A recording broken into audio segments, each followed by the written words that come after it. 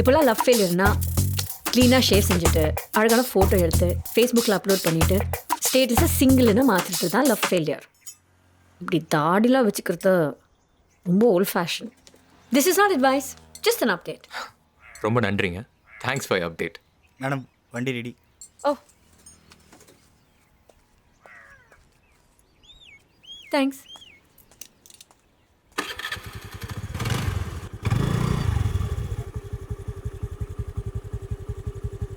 எங்கேயாவது ட்ராப் பண்ணணுமா? ஹலோ, நான் சும்மா ஒரு ஃபார்மாலிட்டி கேட்டேன். நானும் வண்டியை தள்ளுறேன்னு ஒரு ஃபார்மாலிட்டிக்காக தான் கேட்டேன். தள்ள விட்டிங்களே 2 கிலோமீட்டர் ஓட்டுங்க.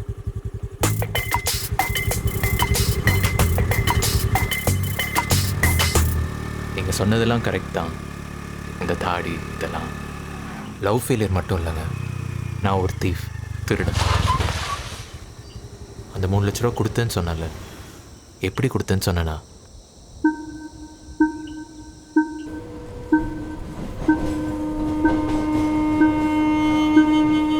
ஐயா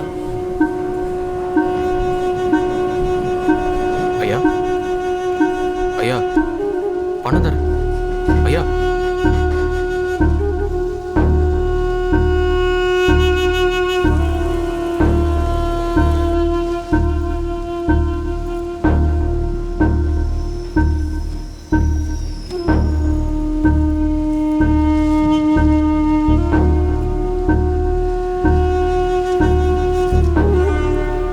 திருடுறதே தப்பு.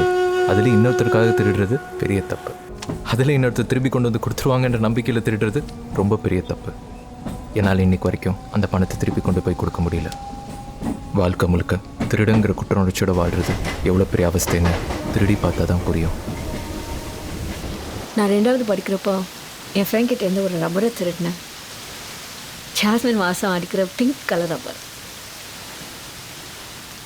3 ரூபாயோ 3 லட்சம் ரூபாயோ திருட்டு தான். நானாவது ஆசைக்கு திருடினேன், நீங்கள் தேவைக்கு தானே திருடினீங்க. அது கூட திருப்பி கொடுக்கணும்னு நினச்சி தானே.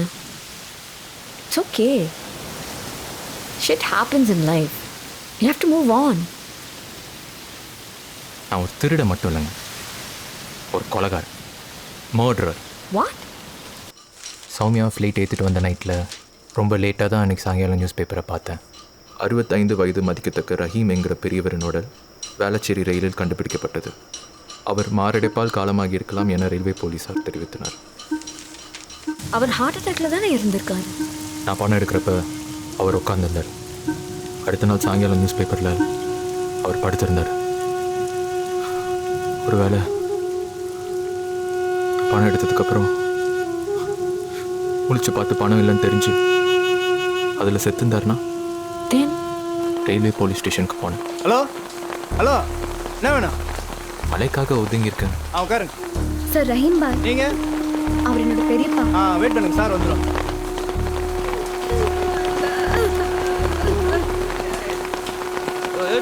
எந்த கடையில் வாங்க?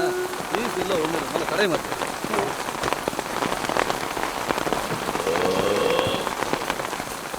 யார் ரஹீம் பாய்? சார். இந்தா பொருள்லாம் செக் பண்ணிட்டு கையெழுத்து போடு.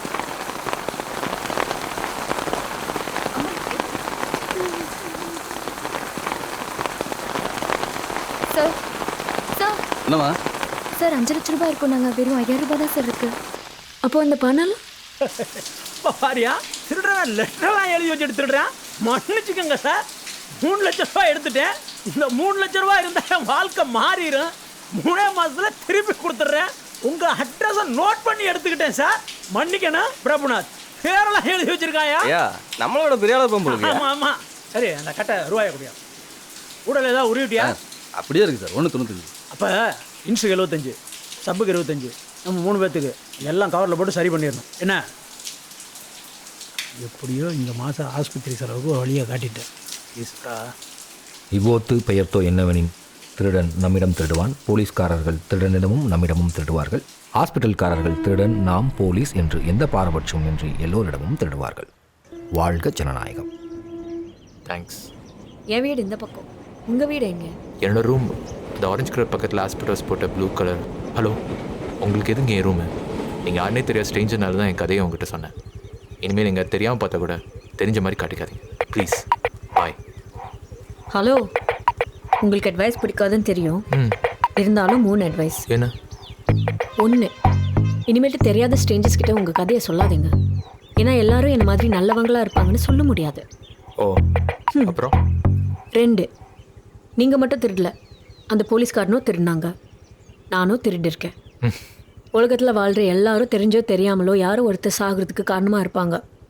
So you should just move on. அதானே? ஓகே, பாய். இருங்க, இன்னொன்று இருக்கு. என்ன? இனிமேல்ட்டு சிகரெட் பிடிக்காதீங்க. ஏன், புற்றுநோய் வருமா? இல்லை, உங்களுக்கு பிடிக்க தெரியல, அதான். பாய்.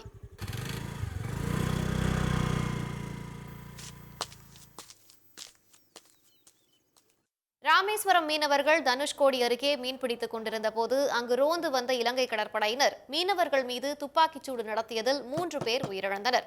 தனுஷ்கோடி கடல் பகுதிக்கு 4 சிறிய கப்பல்களில் ரோந்து வந்த இலங்கை கடற்படையினர் அங்கு மீன்பிடித்துக் கொண்டிருந்த 100க்கும் மேற்பட்ட தமிழக மீனவர்களின் படகுகளை சுற்றி வளைத்து தாக்குதல் நடத்தினர். இதில் குண்டு காயமடைந்த 3 மீனவர்கள் உயிரிழந்தனர். கடந்த ஓராண்டில் 24வது முறையாக இத்தகைய தாக்குதல் நடைபெற்றுள்ளது குறிப்பிடத்தக்கது.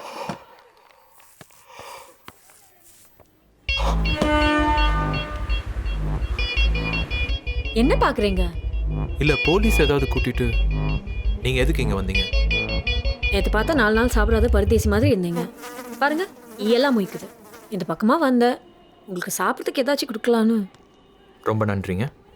ஸ்டேஷனுக்கு போங்க, வரேன்.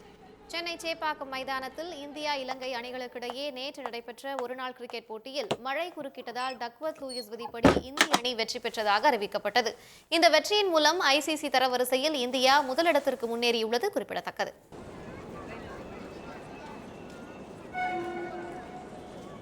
ஏங்க, நீங்கள் பாட்டுக்கு ரூமுக்கு வரீங்க? நானே ஓசியில் தங்கியிருக்கேங்க. உங்களை மாதிரி ஒரு அழகான பொண்ணு பார்க்க வந்துச்சுன்னு தெரிஞ்சது துரத்தி விட்டுருவானுங்க. அது மட்டும் இல்லை, நான் ஒரு பையன், தாடி வச்சு ஒரு பையன். உங்களை அதை பண்ணிட்டேன்னா ஏங்க சிரிக்கிறீங்க? உங்களாலலாம் எதுவும் பண்ண முடியாது. ஹலோ, பின்ன ரோட்டில் பார்த்து ஒரு பொண்ணுக்கிட்ட நான் திருடேன், நான் கொலைக்காரன், ஒரு பொண்ணு என்னை ஏமாற்றி போயிடுச்சு, ஐ எம் டிப்ரெஸ்ட், இந்த மாதிரி மொத்த வரலாறு யாராவது சொல்வாங்களா? Please, you're an innocent fool. எனக்கு தெரிஞ்சு என் காலை பார்த்து அழகா இல்லைன்னு சொன்ன முதல் ஆள் நீங்கள் தான்.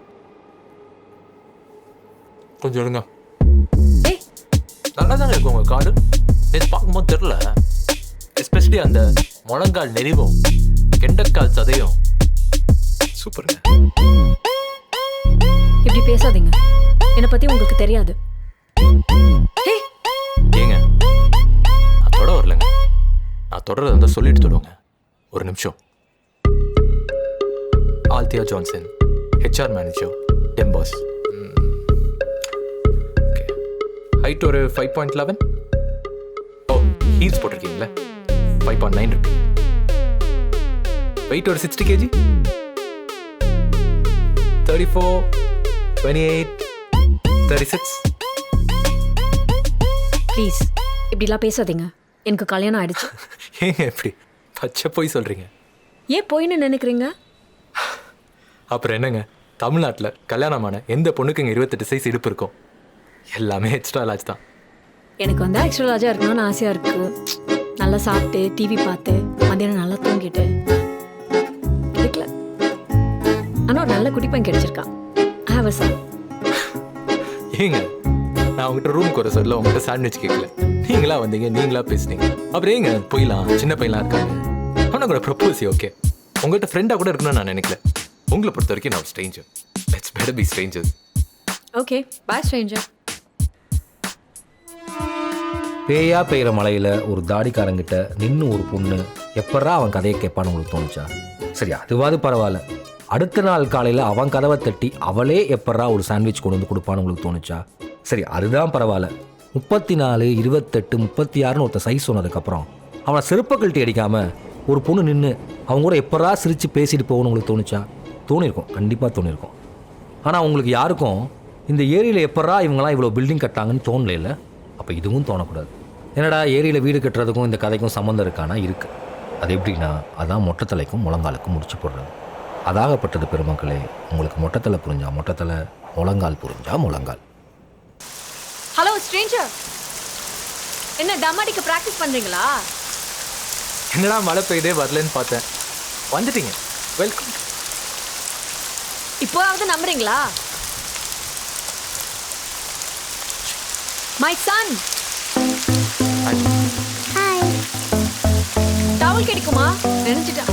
ரூம் கோங்க.